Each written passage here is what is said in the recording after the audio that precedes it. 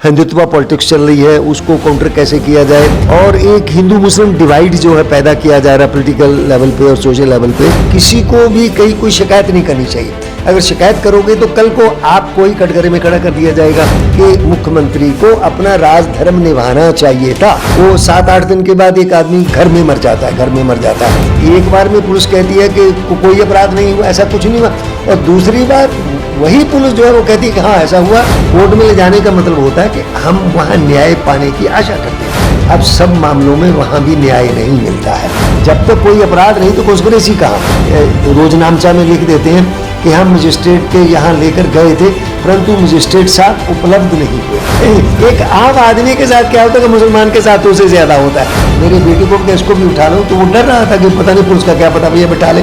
जबकि इसी तरह से बहुत से लोगों को बिठा लिया था जो किसी का पता करने आए थे थाने पर, उनको भी वहाँ बिठा लिया और बाद में उसमें जेल भेज दिया। हमारे घर पे आके थ्रेट करने लगे कि आपने जमा नहीं किया तो आपकी कुर्की की जाएगी, और कुर्की के लिए क्या आपका घर सील कर दिया जाएगा, ताकि किसी को भी कुछ करना तो वहाँ जाके करो। और फिर जहाँ पर पथराव हुआ है वहाँ पत्थर सामान्यतः नहीं होते हैं, वहाँ पत्थर नहीं होते हैं, वहाँ अचानक पत्थर कहाँ से आ गए। अथॉरिटी कह सकता हूँ कि ये जानबूझकर करवाया गया प्रोटेस्ट को वायलेंट डिक्लेयर करने के लिए, और मेरे जैसे जो नॉन मुस्लिम्स हैं जो ऐसे मुद्दों को लेके लड़ते हैं उनका प्रोसिक्यूशन करना। देखिए ऐसा है कि यहाँ पर इसमें कोई शक नहीं मुसलमानों की ओपन टारगेटिंग हो रही है। किस प्रकार से लड़कों को पकड़ के उनकी जाति पूछ के पीटा गया था। अम्बेडकर को गाली दे रहे हैं उनको। यहाँ पर सिविल सोसाइटी का रोल बहुत इंपॉर्टेंट है और जुडिशरी का रोल बहुत इंपॉर्टेंट है। अस्सलामुअलैकुम। मिल्ली डाइजेस्ट की ख़ास पेशकश गुफ्तगू में आपका इस्तकबाल है। हमारे साथ एक बहुत ही मखसूस और अहम गेस्ट मौजूद हैं, एस.आर. दारापुरी साहब, जो कि रिटायर्ड IPS ऑफिसर हैं। बाद में इन्होंने पॉलिटिक्स में यानी सियासत में कदम रखा और उसके बाद ऑल इंडिया पीपल्स फ्रंट के जो पार्टी है उसके इस वक्त जो है स्टेट नेशनल प्रेसिडेंट है। आपका बहुत बहुत इस्तकबाल है हमारे साथ। आप बेंगलोर का आपका दौरा हुआ है, यहाँ पे मुख्तलिफ किस्म के जो है प्रोग्राम्स में आपने जो है पार्टिसिपेट किया। एक अच्छी कोशिश है कि जो है सोसाइटी को खूबसूरत बनाया जाए। सबसे पहले ये जो दौरा हुआ है आपका किन किन चीज़ों पे है इसके बारे में बताइए। ये देखिए मेरा मेन मकसद तो यहाँ आने का था। यहाँ एक 2 दिन का नेशनल कन्वेंशन 25-26 जून के लिए ऑर्गेनाइज किया गया था, और नेशनल कन्वेंशन का जो मेन मुद्दा था वो ये था कि national crisis role of civil society, जो राष्ट्रीय आपदा है इस समय, और उसमें नागरिक समाज की क्या भूमिका है। और ये जो है यहाँ पर ह्यूमन राइट एक्टिविस्ट और farmers associations and Dalits, Muslim, Christian जो ऑर्गेनाइजेशन है उन्होंने ये ऑर्गेनाइज किया था। और इसमें अलग अलग मुद्दे, कई मुद्दे मतलब लिए गए हैं। जैसे इस समय जो हिंदुत्व पॉलिटिक्स चल रही है उसको काउंटर कैसे किया जाए, और जो कारपोरेट टेक ओवर हो रहा है हमारी इकोनॉमी का उसको काउंटर कैसे किया जाए, और फार्मर्स को किस प्रकार से जो बर्बाद किया जा रहा, खेती को कैसे बर्बाद किया जा रहा, और जो एग्रीकल्चर लॉज बने थे सेंटर में बने थे और यहाँ कर्नाटका स्टेट में बने थे उसका लोगों ने कैसे विरोध किया और उसका नेट रिजल्ट क्या रहा। और प्लस जो यहाँ पर जो परसिक्यूशन हो रहा ख़ासतौर से मिनोरिटीज़ का, क्रिश्चियंस का हो रहा, मुसलमानों का हो रहा, और एक हिंदू मुस्लिम डिवाइड जो है पैदा किया जा रहा पॉलिटिकल लेवल पे और सोशल लेवल पे, ये जो और हमारी इकोनॉमी गिरती जा रही है उसको कैसे बचाया जाए, और इतनी महंगाई और ये सब जो चल रहा है उसका काउंटर कैसे किया जाए, उसके कारण क्या है।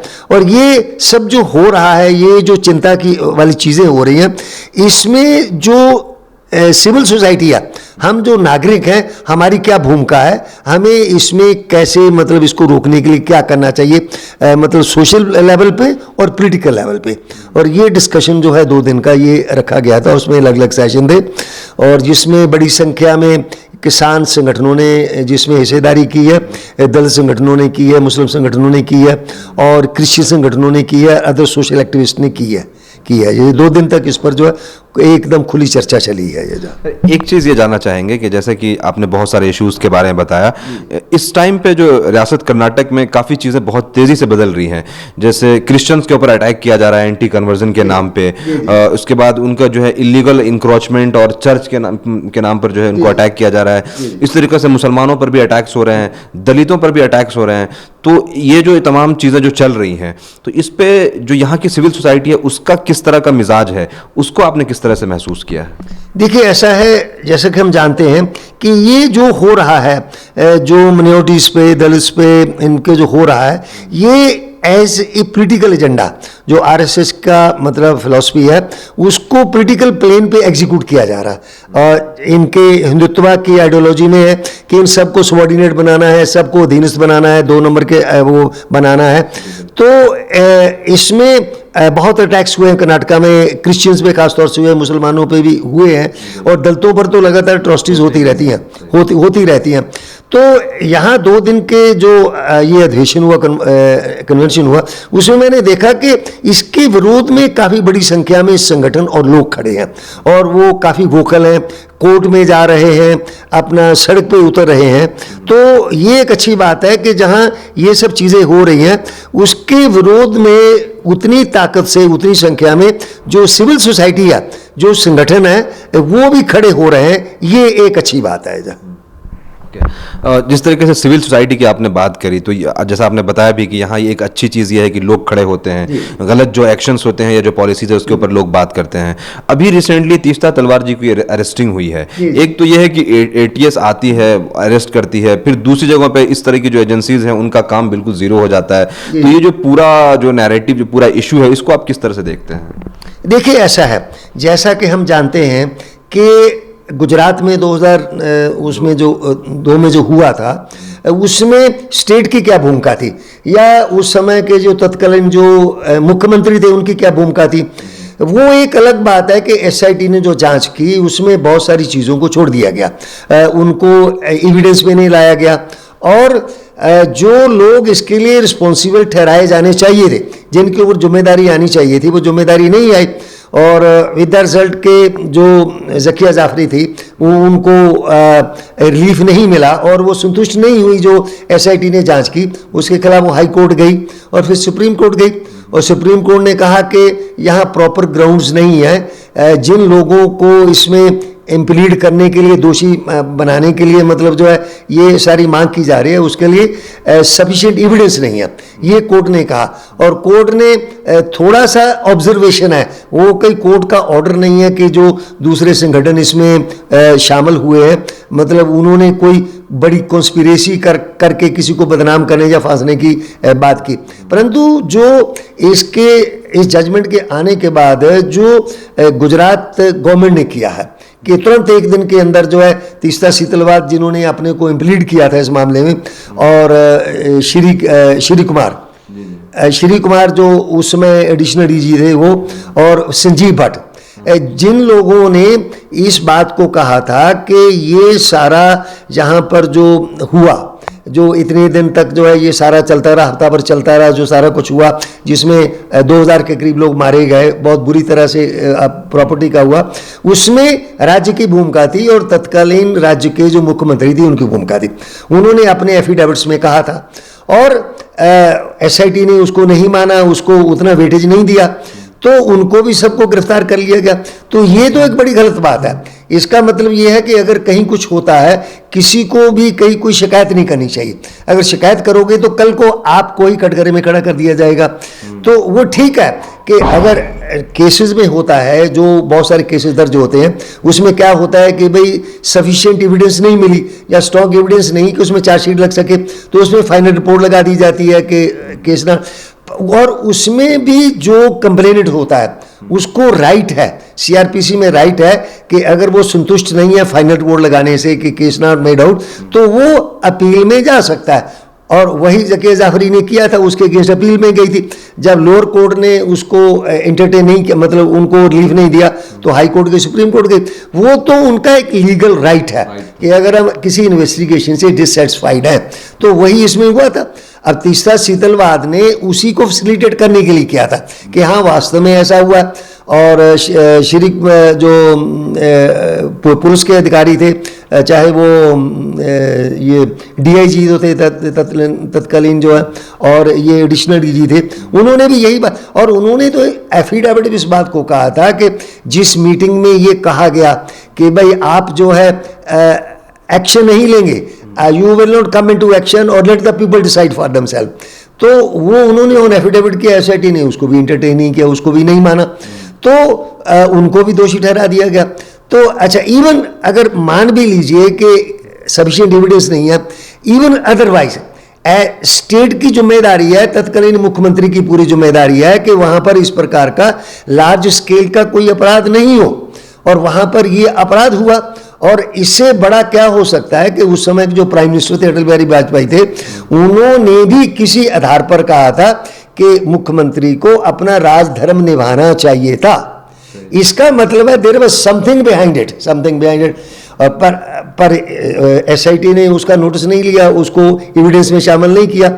तो केवल इतने पर जो है कि वो पूरी साबित नहीं हो सका और इनको जेल में डाल दो, ये तो बहुत ज्यादती है, एक तरीके से ज्यादती है। ठीक है, सुप्रीम कोर्ट का निर्णय है, वो तो हम सबको मानना है, परंतु जहां हमें लग रहा है उसकी आलोचना करने का भी हमें अधिकार है। ये उसको आप कंटेम्प्ट नहीं कह सकते। अगर कोई भी मतलब अब लॉ नहीं है और कोई भी परफेक्ट नहीं है, किसी से भी गलती हो सकती है, उस गलती को पॉइंट आउट करना हमारी जिम्मेदारी। तो ये एक बहुत घातक है कि आगे कोई भी आदमी पीआईएल दायर करने से या किसी मामले को भी उठाने से मतलब डरेगा, और ये लोकतंत्र के लिए बहुत खतरनाक होगा कि आपको डर लग रहा है कि किसी बात को कहने में, किसी मुद्दे को उठाने में। ये लोकतंत्र के हित में नहीं है। ये नहीं, वो तो मतलब विक्टिम्स के जो है गवाही है, स्टेटमेंट्स हैं, उसके बाद डिफरेंट स्टिंग ऑपरेशंस हैं, तमाम रिपोर्ट्स हैं, वो चीज़ें तो है, वो तो बिल्कुल उसी तरीके से है कि उसी का शहर वही मुद्दई वही मुझसे, बिल्कुल तमाम चीज़ें। यहाँ पे एक चीज़ जो मैं समझता हूँ कि आप उसको बड़ा इमोशनली कनेक्ट करते होंगे, संजीव भट्ट का आपने नाम लिया, आप भी उसी डिपार्टमेंट से आते हैं। जिस तरीके से उनका पूरा कैरियर है, उनकी फैमिली है, जिस तरीके से बाद में स्टेट ने उनको जो है पोर्ट्रे किया, तमाम चीजें हुई, उनके कैरियर को जिस तरह से कर दिया गया, आप उसको कैसे देखते हैं? क्या आप उसको कैसे फील करते हैं? देखिए, वो तो स्टेट द्वारा सीधा परसिक्यूशन है, इसको मैं परसिक्यूशन कहूंगा, उनकी प्रताड़ना है। उन्होंने ओथ पे कहा, भाई आप उसको डिस्प्रूव करिए। जो ओथ पे उन्होंने कहा था कि जिस मीटिंग में ये सब कहा गया मैं उसमें मौजूद था, आप उसको डिस्क्रेडिट करिए या उसको गलत साबित करिए। वो ना करके आप क्या करते हैं, उसको एक फर्जी केस में फांसते हैं। वो फर्जी केस भी क्या है कि जब दंगा चल रहा था तो उसमें कुछ लोग पकड़ के आए थे एक थाने पर वो पुलिस पकड़ धकड़ करती है। अच्छा, इंसिडेंटली वो थाना भी उनके कार्य क्षेत्र का नहीं था, वो तो वहाँ के जो सर्कल ऑफिसर थे वो छुट्टी चले गए, वो उनको मिल गया और राउंड लेते हुए उस थाने पर गए। और उसके बाद वो जो गिरफ्तार हुए थे, वो 7-8 दिन के बाद एक आदमी घर में मर जाता है। और उनके कहा जाता है कि पुलिस की पिटाई से वो मरा। केस रजिस्टर होता है, इन्वेस्टिगेशन होती है, और गुजरात पुलिस ये कहती है कि ऐसा कुछ नहीं हुआ है, ऐसी कोई ऑफेंस नहीं है, ये गुजरात पुलिस ने खुद कहा है, और उस मामले को बंद कर दिया जाता है। और जब संजीव भट्ट जो है वो ऑन एफिडेविट, ऑन ओथ ये सब बातें कहते हैं, जिसमें तत्कालीन मुख्यमंत्री का इम्प्लीकेशन का मतलब बात आती है, तो फिर उस मामले को दोबारा मतलब खोल लिया जाता है और झूठे गवाह खड़े करके जो है उनको कह दिया जाता है कि इनके सामने प्रोसिक्यूशन हुआ था। ये जो है मतलब ये तो अजीब बात है। एक बार में पुलिस कहती है कि कोई अपराध नहीं हुआ, ऐसा कुछ नहीं हुआ, और दूसरी बात वही पुलिस जो है वो कहती है कि हाँ ऐसा हुआ, और वो उनको दोषी करार दे देती है और उनको जो है अटेम्प्ट टू मर्डर में जो है उनको सजा दे के उनको जेल में डाल दिया जाता है, और अभी तक उनकी जमानत नहीं। ये तो राज्य के खिलाफ या राज्य की गलत नीतियों या क्रियाकलाप के खिलाफ, कार्यकलाप के खिलाफ अगर कोई भी अधिकारी मतलब आवाज़ उठाता है या उसको एक्सपोज करता है, तो ये तो बहुत बड़ा सीधा उसका प्रोसिक्यूशन है और मिसयूज ऑफ लॉ है, मिसयूज ऑफ अथॉरिटी है ये वाला। आपने जैसे पुलिस प्रोसिक्यूशन की बात की, पुलिस की जो पिटाई वगैरह की बात की, अभी रिसेंटली कुछ विजुअल्स आए थे सहारनपुर, कानपुर वगैरह से, जिस तरीके से थाने के अंदर मारा जा रहा है। अच्छा, उसमें एक चीज़ मैं ऐड ये करना चाहूँगा कि महाराष्ट्र वगैरह में जब टेरर एक्यूज वगैरह को उठाया जाता है, या नॉर्मली भी, अब तो खैर नॉर्मली भी अगर मुस्लिम लड़कों को उठाते हैं तो वो जो रेशियल सलर हैं, तो वो जो आता है कि जब आप टिपिकल डेरोगेटरी टर्म्स यूज़ करते हैं, तो ये चीज़ें ऐसा नहीं है कि आप गुस्से में बोलते हैं, इसके पीछे कुछ ना कुछ बिहाइंड द माइंड कुछ चीज़ें चल रही होंगी। तो पुलिस एडमिनिस्ट्रेशन में ये जो मिजाज है वो कितना ज़्यादा है, आप इसको कैसे देखते हैं? देखिए, अनफॉर्चुनेटली हमारी पुलिस को सेकुलर होना चाहिए, न्यूट्रल होना चाहिए। मेरा 32 साल का तजर्बा है पुलिस का कि हमारी पुलिस ना सेकुलर है और ना वो इम्पार्शियल है, वो कास्टियस है और कम्युनल है। मैंने तो खुद रह के देखा है कि किस प्रकार से पुलिस के अंदर जातिवाद होता है, कास्टिज्म होता है, पुलिस के अंदर होता है। और इवन कि आपने जो राणा अय्यूब की बुक का नाम लिया तो उसमें भी इसको उन्होंने बड़े स्पेसिफाई करके लिखा है। यस, मैंने तो खुद अपनी आंखों से देखा है, उसको मैंने काउंटर किया है, उसको दूर किया। और फिर दूसरा जो कम्युनल बायस है वो तो बहुत स्ट्रांग है। अनफॉर्चुनेटली हमारी जो पुलिस है वो हमारी सोसाइटी का रिफ्लेक्शन है, उसकी ट्रू कॉपी है। वो इसीलिए है क्योंकि वो इसी सोसाइटी से जाते हैं, वो सोसाइटी से ही आते हैं और वहाँ उनकी जो वैल्यूज़ हैं, जो नज़रियाज हैं, जो कुछ भी है, बायसेस हैं, वो सारे के सारे यहाँ आते हैं और यहाँ आके वो और स्ट्रांग हो जाते हैं क्योंकि वर्दी पहनने के बाद उनके हाथ में ताकत आ जाती है, पावर आ जाती है और फिर वो उसको एग्जीक्यूट करते हैं।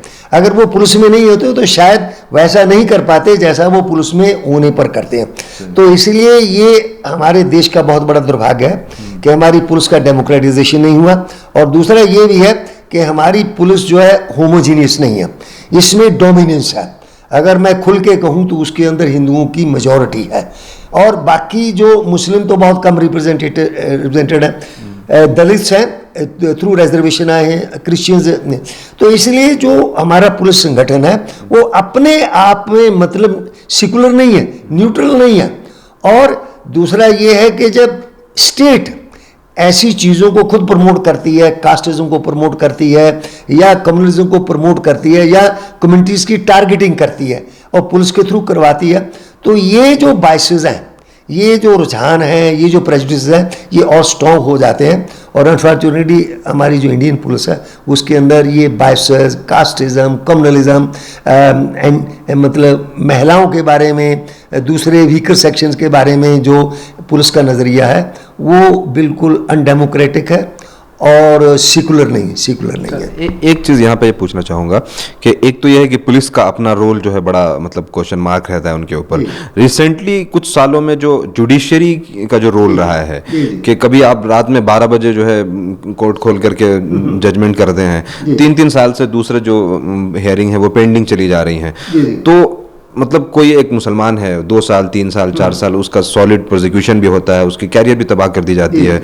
जुडिशरी के नाम पे उसके पास ऐसा कुछ बचा नहीं है, पुलिस उसको जो है तमाम रेशियल सलर, उसके बाद लाठी डंडा है।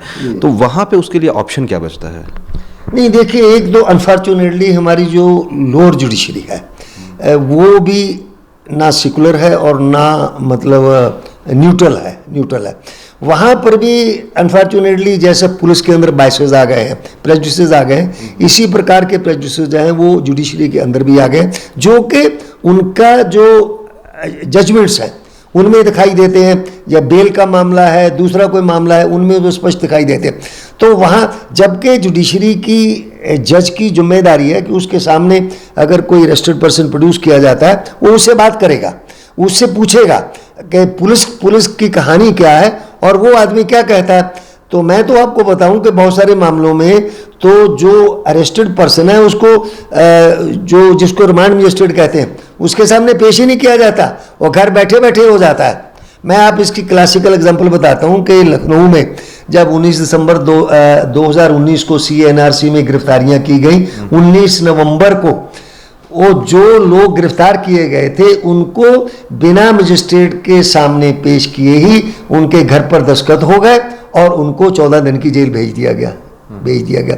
जब मतलब यहाँ तक, जबकि ये उसकी एक बड़ी सेक्रेट ड्यूटी है मजिस्ट्रेट की, वो देखे कि कोई इनोसेंट पर्सन तो नहीं जा रहा या कोई उसके साथ पुलिस ने उसका उत्पीड़न तो नहीं किया, उसका टॉर्चर तो नहीं किया। पर नहीं, वहाँ भी अनफॉर्चुनेटली जो जुडिशरी का एटीट्यूड है वो भी जुडिशियस नहीं है, जिसका नतीजा ये है कि जुडिशियल, जैसे हम लोग कहते हैं हम कोर्ट जाएंगे, अगर बाहर कोई हमारा झगड़ा होता, कुछ होता, हमारे साथ होता है, हम कहें हम मामला कोर्ट में ले जाएंगे। कोर्ट में ले जाने का मतलब होता है कि हम वहाँ न्याय पाने की आशा करते हैं, परंतु दुर्भाग्य से अब सब मामलों में वहाँ भी न्याय नहीं मिलता है और वहाँ भी उसी प्रकार का अन्याय होता दिखाई देता है। एक चीज़ जैसा कि आपने CNRC के ताल्लुक से बताई, एक तो यह है कि आपको भी अरेस्ट किया गया, फिर यह है कि हाउस अरेस्टिंग हुई, खाने पे कंबल आपको नहीं दिया गया, फिर आपने बताया है कि इंटरव्यू में कि जो है आप और एक और एडवोकेट थे, उनके अलावा सबको ला करके मारा पीटा जाता था। ये पूरी चीज़ जो हुई है उसके बारे में बताइए क्या था? देखिए, ऐसा है जैसा आपने बताया कि मैं पॉलिटिक्स में हूँ, ऑल इंडिया पीपल्स फ्रंट का नेशनल प्रेसिडेंट हूँ। एज ए पॉलिटिकल पार्टी हम लोग शुरू से ही पहले जो CAB कैब जो बिल था उसका, और जब CA हो गया, एक्ट बन गया, उसका हम लोग लगातार विरोध कर रहे थे, अपने लेवल पे कर रहे थे और दूसरी पॉलिटिकल पार्टीज और संगठनों के साथ मिलकर कर रहे थे। हम लोग शांतिपूर्ण ढंग से कर रहे थे, वो हमारा राइट है, हमारा कॉन्स्टिट्यूशनल राइट है। तो उसमें लखनऊ में एक ये डिसाइड किया गया था कि 19 दिसंबर को 2019 में हम लोग एक प्रोटेस्ट मार्च करेंगे परिवर्तन चौक से, वो डॉक्टर अम्बेडकर की प्रतिमा था, गांधी प्रतिमा था। तो क्या हुआ कि 19th को I was under put under house arrest. मेरे घर के सामने पुलिस लगी सवेरे से लेके और वो शाम तक रही, मुझे कहीं नहीं जाने दिया गया और मैं जा ही नहीं सकता था जब सामने पुलिस की गाड़ी भी खड़ी, आदमी भी खड़े। इसका मतलब क्या कि मुझे नहीं जाने देना। मैंने कुछ नहीं किया, मैंने केवल उस दिन एक फेसबुक पे एक पोस्टर लेके डाला जिसमें मैंने ये लिखा कि नागरिकता बचाओ, that is what I had written on that, और उसको लेके मैंने मतलब वो किया। और फिर मुझे सारा दिन में अंडर हाउस अरेस्ट रहा। शाम को मुझे पता चला कि वहाँ कुछ वायलेंस हो गई है हजरतगंज में। अच्छा, मैं तुरंत जो दूसरे लोग थे उनसे संपर्क किया, मैंने कहा वायलेंस हो गई, अब मैं जानता हूँ क्या होगा, अब टारगेटिंग होगी, पुलिस को मौका मिल गया कि भाई वहाँ तो वायलेंस हो गई, गाड़ी जल गई, ये हो गया, वो हो गया, तो लोगों को प्रताड़ित किया जाएगा। हम लोगों को एक पीस कमेटी बनानी चाहिए, सिटीजन पीस कमेटी, और हमें इंटरवीन करना चाहिए between police and the citizen, ताकि पुलिस कोई ज्यादती ना करे, कि कोई इनोसेंट्स को ना किया जाए। अच्छा, ये हुआ कि भाई इसके लिए तो मीटिंग करने की ज़रूरत है। तो अब अगले दिन जो है जुमे की नमाज थी, तो उस दिन तो पुलिस ने पूरा कर्फ्यू टाइप लगा दिया था। ये हुआ कि ये नहीं होगा, 20th को नहीं होगा तो 21st को हम लोग मीटिंग कर लेंगे और हम लोग पीस कमेटी बनाएंगे और पुलिस की ज्यादती वगैरह रोकने के लिए हम लोग लोगों को भी एजुकेट करेंगे और पुलिस को भी रोकेंगे, ये डिसाइड किया। अब अच्छा, मैंने उसी शाम को अपनी फेसबुक उस पर पोस्ट में भी लिखा कि ये जो विरोध प्रदर्शन में हिंसा, किसी प्रकार की हिंसा नहीं होनी चाहिए, इसमें there is no place for violence in these things, सब चीज़ शांतिपूर्ण। ये मैंने अपनी फेसबुक पे लिखा, उसी शाम को लिखा 19th को। अच्छा, मैं उसके बाद बिल्कुल निश्चिंत था कि अब ठीक है, चलो जो हो गया अब पुलिस करेगी, हम लोग कोशिश करेंगे कि इनोसेंट्स को ना। तो क्या होता है कि नेक्स्ट डे 20 दिसंबर को मॉर्निंग में 11 बजे के करीब मेरे घर पर जो पुलिस आती है, 2-3 गाड़ियाँ आती हैं, वो लोग आते हैं और वो मुझे घर से बुलाते हैं। तो मैं वो कपड़े बड़े पहन के, अभी नाश्ता वाश्ता भी मैंने नहीं किया था, तो मैं वो बाहर निकलता हूँ, मैं उनको पूछता हूँ जो डिप्टी SP है कि क्या आप मुझे गिरफ्तार कर रहे हैं क्या? तो उन्होंने कहा कि नहीं गिरफ्तार नहीं कर रहे, आपको केवल थाने पर चल के बैठना है। अच्छा, मैंने सोचा कि चलिए, कई बार होता है कि पुलिस किसी को लाती है, शाम तक बैठाए रखती है, उसके बाद छोड़ देती है, प्रिवेंटिव अरेस्ट कहिए या डिटेंशन कहिए, और शाम को छोड़ देंगे क्योंकि मैंने तो कुछ किया नहीं है, ये जो है।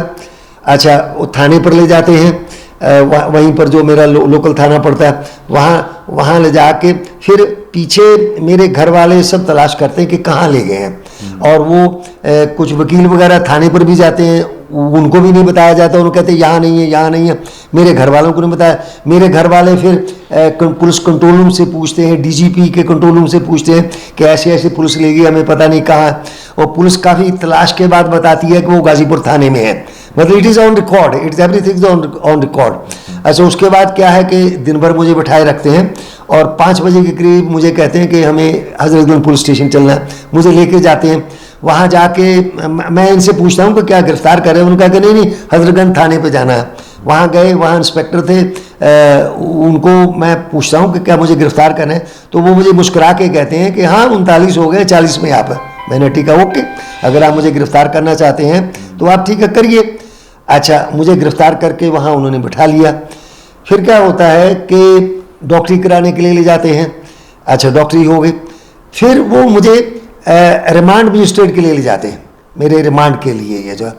अच्छा, उसके घर पे जाते हैं, वहाँ रिवर बैंक कॉलोनी में ऊपर घर है, मैं भी जाता हूँ। पहले मुझे मजिस्ट्रेट के सामने पेश नहीं होने देते, मैं ज़बरदस्ती पेश होता हूँ।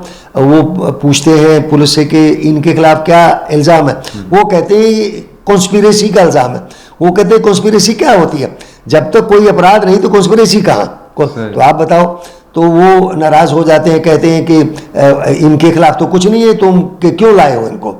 मैं अपना बताता हूँ कि मैं तो पूरे दिन अंडर हाउस अरेस्ट था, मैंने कुछ नहीं किया, ना मैं कहीं गया, ना मैंने किसी को इंस्टिगेट किया, ना ऐसा कुछ किया। तो वो क्या करते हैं कि पुलिस को कहते हैं कि जो सब इंस्पेक्टर लेके जाता है कि मैं तुम्हारे खिलाफ जो एक्शन के लिए लिखूंगा कि तुम गलत लाए हो। अच्छा, वो लिखना शुरू कर देते हैं। फिर क्या होता है कि फिर मुझे नीचे भेज दिया जाता है, ऊपर से नीचे भेज, और फिर इंस्पेक्टर हजरतगंज आता है, वो आके उनसे कोशिश करता है मेरी रिमांड लेने की, पर वो मजिस्ट्रेट रिफ्यूज़ कर देते हैं कि मैं इनका रिमांड नहीं दूंगा, जुडिशियल रिमांड मैं नहीं दूंगा उनका। फिर क्या करते हैं, मुझे हजरतगंज थाने में ले आते हैं, वहाँ ला के बिठा देते हैं, और बाद में मुझे पता चला कि उसमें रोजनामचा में लिख देते हैं कि हम मजिस्ट्रेट के यहाँ लेकर गए थे, परंतु मजिस्ट्रेट साहब उपलब्ध नहीं हुए, ही वॉज नॉट अवेलेबल, ये उसमें लिख देते हैं। अच्छा, फिर खैर मुझे बैठा लेते हैं, सर्दी है, दिसंबर का महीना है, सर्दी काफ़ी होती है। अच्छा, ये चीज़ें उसके साथ हो रही है जो खुद रिटायर्ड आईपीएस ऑफिसर है। मैं जो 32 साल का, मतलब जिसने पुलिस में ये सब चीज़ें की है, देखा है, तो हम इमेजिन में नहीं कर सकते कि आम मुसलमान के साथ क्या होगा।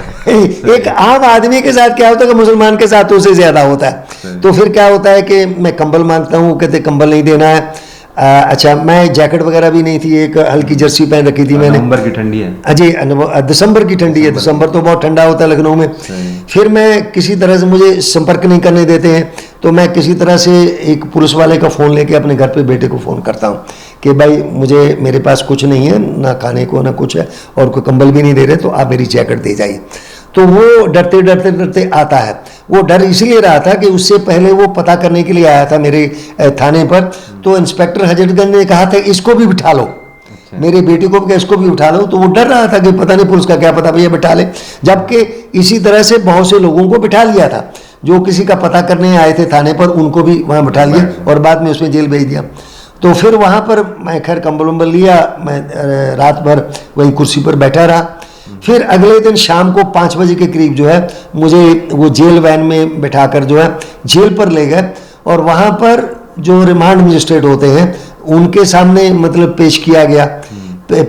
तो मैंने रिमांड मजिस्ट्रेट को I will like to say something, तो वो उन्होंने कहा कि ठीक है, सुनेंगे, आपकी बात सुनेंगे। और पहले उन्होंने रिमांड पे दस्तखत कर दिए, बाद में कहते हैं कि ठीक है अब आप बताइए। मैंने कहा अब मैं क्या बताऊँ, आप तो अपने सिग्नेचर कर दिए।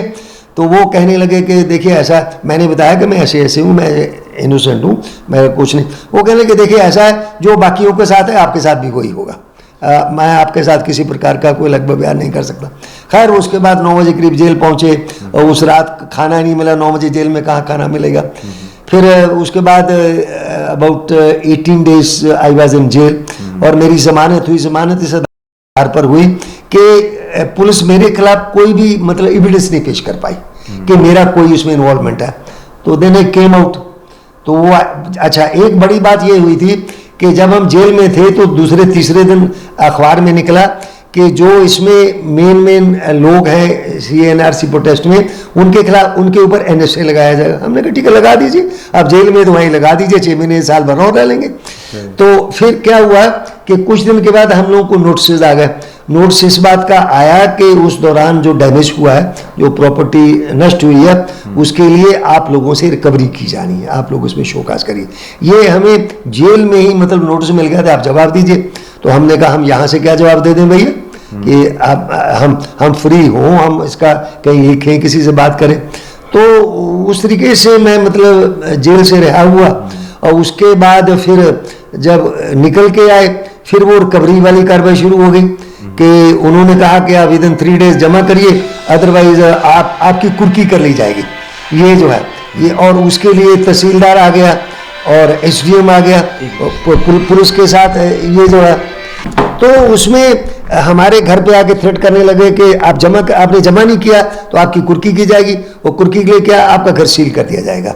ये थ्रेट्स मतलब वो आके अधिकारी देने लग गए। तो अब आप देखिए कि पूरी फैमिली रह रही है, मेरी वाइफ है जो कि सीरियसली इल है, 2 मेरे बच्चे हैं, मतलब उनके बच्चे हैं, पूरी फैमिली रह रही। आप क्या कह रहे हैं हम इसको सील कर देंगे, ये जो, जबकि आप ऐसे सील नहीं कर सकते हैं। आपको रिकवरी की ड्यू प्रोसेस मतलब जो वो अपनानी चाहिए। आप जाके किसी का घर सील कर दिए, उससे पहले आपको सारा करना चाहिए कि there is no other way of making the recovery, कि और कोई तरीका नहीं बचा है, इसलिए अब इनकी प्रॉपर्टी सील कर दी जाए। तो that continued for almost for a month. और उस दौरान जब मैं जेल में था तो my family suffer like anything. अब बच्चे जो है पढ़ रहे थे, मेरा पोता पोती सिविल सर्विस की तैयारी कर रहे थे, मेरी डॉटर इन लॉ प्रोफेसर है यूनिवर्सिटी में, दूसरे हैं सारे, दे गॉट डिस्टर्ब्ड और उन्होंने हरिडली एक दूसरा मकान किराए पे लिया और they packed up their whole baggage, सब कुछ किया। पर वो तब तक मैं मतलब जेल से छूट के आ गया। मैंने कहा नहीं ऐसा कुछ नहीं करना है, हम ऐसा कुछ नहीं करने देंगे, no sealing nothing like that. तो तब मैं उनको रख सका। तो वो जो ट्रॉमा है मैंने तो जो जेल में झेला, पुलिस स्टडी में झेला, मेरी फैमिली ने उससे ज़्यादा झेला। क्योंकि भाई मैं तो पुलिस में रहा, मेरी तो कंडीशनिंग हो चुकी थी, मैंने तो कितनी सिचुएशन ऐसी देखी और जेली हो जाए। पर my family was quite innocent और उन्होंने जो झेला है उस दौरान यू कांट इमेजिन। और हमने उसके रिकवरी कितने की 64,37,000 जो टोटल डैमेज हुआ है that is to be recovered from me. और सेम अमाउंट का नोटिस जो है वो मतलब सभी को दिया गया। हमने जब उसको स्क्रूटिनाइज किया तो अंडर रेवेन्यू कोड जिस सेक्शन में वो नोटिस दिया गया था वो सेक्शन ही एग्जिस्ट नहीं करता, वो लॉ में वो सेक्शन ही नहीं है। और वो नोटिस दे दिया, हमारे घर पे रिकवरी के आ रहे हैं, सारा कुछ हो रहा, सारा सीन क्रिएट किया जा रहा है हमें डिफेम करने के लिए। पुलिस की गाड़ी भर के आ रही, अधिकारी आ रहे, सब मोहल्ला पूरा देख रहा क्या हो रहा है ये वाला। तो हमने उसके अगेंस्ट जो है हाई कोर्ट में रिट किया कि स्टे के लिए कि ये रिकवरी गलत है, इलीगल है। अब वहाँ 3 महीने गुजर गए, कोई ऑर्डर पास नहीं हुआ, वो पेंडिंग रहा। तो फिर उसके बाद फॉर्चुनेटली इधर फिर सुप्रीम कोर्ट ने उसको सारी प्रोसेस को रद्द कर दिया। अब वो तो रद्द हो गई कि इलीगल प्रोसेस है जो आपने अपनाई। अब वो रद्द हो गई, इस बीच में गवर्नमेंट ने एक तो ये किया कि हम लोग के पोस्टर लगा दिए, वो पूरे यूपी में लगाए गए थे, ऑल प्रोमिनेंट प्लेसेस पे हमारा नाम, हमारा एड्रेस, ये सारा उसमें दे रखा था, पूरा एड्रेस भी दे रखा था ताकि किसी को भी कुछ करना तो वहाँ जाके कर लो। हमारी जो पर्सनल लिबर्टी है या पर्सनल सिक्योरिटी है इट वाज हाईली मतलब इंडेंजर्ड। तो वो खैर इलाहाबाद हाई कोर्ट ने कहा कि ये गलत है, आप इसको हटाइए। पर स्टेट गवर्नमेंट ने वो जो पोस्टर थे उनको नहीं हटाया। सुप्रीम कोर्ट चले गए, सुप्रीम कोर्ट ने भी उस पर कुछ नहीं कहा और स्टेट गवर्नमेंट ने उनको नहीं हटाया। With the passage of time वो अपने आप मतलब हो गया। अच्छा, दूसरा जो रिकवरी नोटिस हैं, अब सुप्रीम कोर्ट ने उसको तो रद्द कर दिया, अब हम लोगों को फ्रेश नोटिस जारी हो गए हैं। अब उसके लिए हम लोगों को हर एक 3 हफ्ते के बाद जाना पड़ता है वहाँ, जो इन्होंने नई रिकवरी ट्रिब्यूनल बनाई है उसमें, और वो नोटिस है कि आप अपना करिए। तो मतलब अच्छा, दूसरा उधर जो हिंसा हुई थी उसकी चार्जशीट कोर्ट में चली गई है, वहाँ महीने में एक बार हमें कोर्ट में जाना पड़ता है। उस चार्जशीट में मुझे मास्टरमाइंड बनाया गया है कि आई वॉज मास्टरमाइंड, और मेरी पार्टी के बहुत सारे लोगों ने उसमें हिस्सेदारी ली थी। उसमें वो क्या पीपल्स फ्रंट के PFI, क्या पीपल्स फ्रंट ऑफ इंडिया क्या है वो, पॉपुलर फ्रंट ऑफ इंडिया, वो संगठन जो है मतलब वो है, उसको जोड़ा गया, मेरी पार्टी को जोड़ा गया और लोगों को जोड़ा गया। मतलब जिसने कुछ नहीं किया उसको मास्टरमाइंड उन्होंने, पुलिस ने उसमें चार्जशीट में मुझे बना रखा है। एक चीज पूछना चाहेंगे, जैसे कि आपने बताया कि आप तो घर पे थे, मतलब एक तरह से हाउस अरेस्ट थे, और मालूम हुआ कि दंगा मतलब वायलेंस हो गया है। तो एक चीज मैं आपसे जानना चाहूंगा, जो अभी रिसेंटली रांची में हुआ कि जो है 500 मीटर आगे गए, बीच में 2 मंदिर थी, कहीं कोई डिस्टर्बेंस नहीं हुआ। तीसरी मंदिर के बाद जो है अफरा तफरी हुई, पत्थरबाजी हुई। लोगों का यह कहना था कि मंदिर के साइड से पत्थर चला रहे थे लोग। तो ये जो है कि कोई प्रोटेस्ट हो और उसमें वायलेंस हो जाए, आपको नहीं लगता कि ऐसे पास्ट में कई मिसालें मिल चुकी हैं कि वायलेंस करवा दी जाती हैं? एक तो ये बात। दूसरी है कि इन बुनियादों पे, यानी इन सबूतों के आधार पे क्या मुसलमानों को वाकई किसी तरह का प्रोटेस्ट करना चाहिए? ये दोनों, एक तो ये कि पहली बात में कितनी सच्चाई है ये? जी, देखिए ऐसा, पहली बात में बहुत सच्चाई है। मेरा पुलिस का अपना तजर्बा है कि कई बार या तो सरकार की तरफ से या कुछ संगठनों की तरफ से, जब सत्ताधारी पार्टी जो होती है वो जानबूझकर उस प्रोटेस्ट को वायलेंट कर देते, उसमें एंटर करके उसमें घुस के उसमें कोई डिस्टर्बेंस पैदा कर देते, उससे सारा आपका जो प्रदर्शन है वो वायलेंट डिक्लेयर हो जाता है और पुलिस को मौका मिल जाता है फिर प्रोसिक्यूशन। और इसमें भी लखनऊ वाला भी जो मामला है उसमें जैसे 19 को वायलेंस हुई, 20 को न्यूज़पेपर में ये लिखा था कि वो जो हिंसा हुई है वो उसके अंदर बाहरी लोग थे, उसमें लोकल लोग नहीं थे। लखनऊ की वायलेंस की हिस्ट्री नहीं है, Lucknow is a very peaceful city.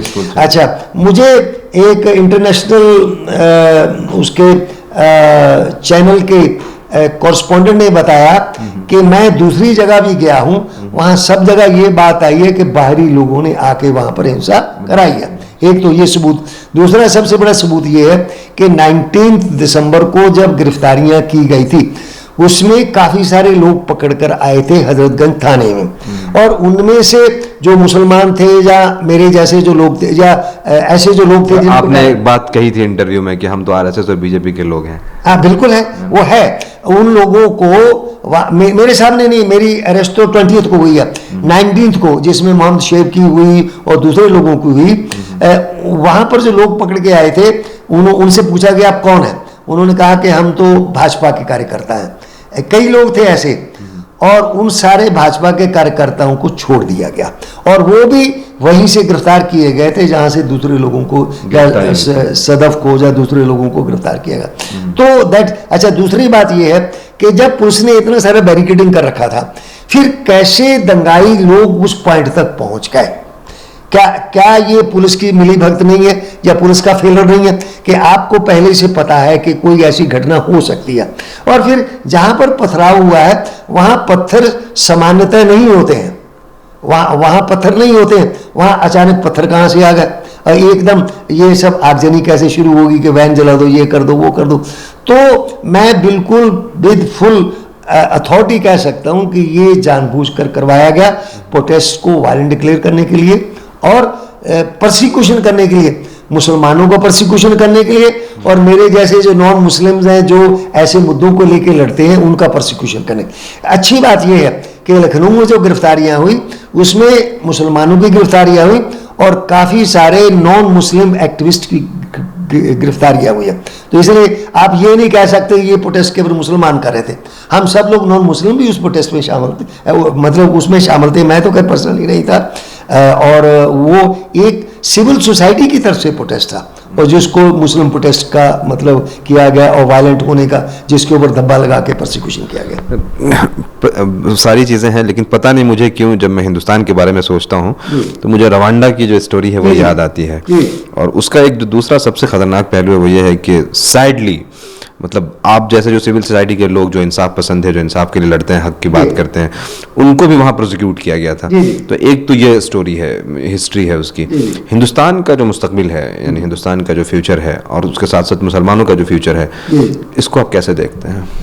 देखिए, ऐसा है कि यहाँ पर इसमें कोई शक नहीं, मुसलमानों की ओपन टारगेटिंग हो रही है, और मुसलमान ज़रा सा भी कुछ कर दें, अगर नारा भी लगा दें, कुछ भी कर दें, तो उसमें लाठी चल जाती है, जल्दी फायरिंग भी हो जाती है, और पुलिस कितना ज़्यादा अननेसेसरी बल प्रयोग करती है, यूज़ ऑफ फोर्स करती है, जो जबकि आदेश ये होता है कि आपको मिनिमम फोर्स इस्तेमाल करना है। अगर दंगाई, जिनको दंगाई कहते हैं, क्राउड है, उसको डिस्पर्स करने के लिए मिनिमम बल प्रयोग किया जाना चाहिए, परंतु यहाँ मैक्सिमम किया जाता है। घरों में घुस के मारा जाता है, जो उसमें पार्टिसिपेट भी नहीं कर रहा, बाद में घरों में घुस के का। तो ये सब शो करता है कि that community is being targeted, जैसा रवांडा में मतलब कि, और ये स्टेट मतलब एक तरीके से स्टेट डायरेक्टेड है। ये जो हो रहा है ये पुलिस वाले को अपने मन से नहीं करे। अगर मुख्यमंत्री मतलब ये कहे कि हम ऊपर पहुंचा देंगे, बाहर पहुंचा देंगे, या हम सबको फिट कर देंगे, तो इट गिव्स ए हिंट कि what the police is supposed to do, वो पुलिस करती है। तो ये जैसे जमीन समतल करना होगा, हाँ, जैसे समतल करना है, उनको टारगेटिंग करनी है और उनको फिक्स करना है। तो ये ओपनली हो रहा है, मिनॉरिटीज का हो रहा है। आप दलित का देखिए, 2 अप्रैल 2018 को जब नॉर्दर्न इंडिया में SC/ST एक्ट को लेके जो सुप्रीम कोर्ट का ऑर्डर आया था, वो किया गया था, प्रोटेस्ट किया गया था, उसमें उनका कितना उत्पीड़न किया गया था। 10-11 लोग पुलिस की गोली से मर गए थे, और किस प्रकार से लड़कों को पकड़ के उनकी जाति पूछ के पीटा गया था। आपके मध्य प्रदेश में हुआ था, पुलिस वाले गाली दे रहे हैं, अम्बेडकर को गाली दे रहे हैं, उनकी जाति को गाली दे रहे हैं। आपके मेरठ में जो गिरफ्तार किए गए, कर्नाटक में रोज ऐसे इंसिडेंट्स होते हैं। अच्छा, रोज ऐसे होते हैं, मतलब जाति पूछ के, उसका कौन हो, हिंदू हो, मुसलमान हो, क्या हो, वो ये। तो ये सारा जो है ये एक बिल्कुल कैलकुलेटेड, मतलब वेल प्लान्ड परसिक्यूशन है जो कि माइनॉरिटीज़ का हो रहा है और बाकी लोगों का हो रहा है। ये इट इज़ वेरी अनफॉर्चुनेट। इसका सॉल्यूशन क्या है? इसका सलूशन देखिए ये है कि एक तो ये जो ज्यादती हो रही है, एक्सेसेस जो हो रही है, इसके खिलाफ जो इंडिविजुअल्स हैं बहुत सारे मामलों में तो वो बहुत कमज़ोर होते हैं और खड़े नहीं हो सकते। इसके लिए जो सिविल सोसाइटी है दे शुड कम फॉरवर्ड, वो उनकी मदद करें, उनकी पिटीशन जो है करें और एडवोकेसी का काम करें, क्योंकि स्टेट तो आपके अगेंस्ट है। तो यहाँ पर सोसाइटी को जो कि समझते हैं कि भाई जो फंडामेंटल राइट्स हैं, ह्यूमन राइट्स हैं, दे शुड बी प्रोटेक्टेड, और अगर एक सेक्शन ऑफ सोसाइटी के फंडामेंटल राइट्स वायलेट होते हैं तो इसमें कोई गारंटी नहीं कि दूसरों के नहीं होंगे। आज इनके हो रहे हैं, कल उनके होंगे। जैसे लिंचिंग में आपने देखा, मॉब लिंचिंग में देखा, उसमें नॉन मुस्लिम भी मारे गए, कई मामलों में मारे गए। तो इस यहाँ पर सिविल सोसाइटी का रोल बहुत इंपॉर्टेंट है और जुडिशरी का रोल बहुत इंपॉर्टेंट है कि जुडिशरी ये देखे कि ये बायस्ड एक्शन तो नहीं हो रहा, ये टारगेटिंग तो नहीं हो रही, परसिक्यूशन तो नहीं हो रहा। तो ये होना चाहिए, तभी इसमें कमी हो सकती है। तो रुकेगा नहीं, ये मैं बता दूं, रुकेगा नहीं, क्योंकि ये बढ़ेगा। तो सिविल सोसाइटी उसमें कुछ रोक लगा सकती है। बहुत बहुत शुक्रिया आपका हमसे बात करने के लिए, बहुत बहुत शुक्रिया आपका हमसे बात करने के लिए। तो ये थे हमारे साथ एसआर दारापुरी साहब, जो रिटायर्ड आईपीएस ऑफिसर हैं और अभी वो पॉलिटिक्स में हैं, ऑल इंडिया पीपल्स फ्रंट के जो है नेशनल प्रेसिडेंट हैं। इनसे जो है बहुत सारी चीज़ों पर हमने गुफ्तगू की और उन्होंने बहुत संजीदगी के साथ चीज़ों के बारे में बताया और उन्होंने कहा कि अगर मुल्क को बचाना है और मुल्क का जो फ्यूचर है, जो मुस्तकबिल है, उसको अगर खूबसूरत और पीसफुल बनाना है तो उसमें सिविल सोसाइटी का रोल बहुत इंपॉर्टेंट है। मिल्ली डाइजेस्ट के लिए इस वक्त इतना ही। Thank you.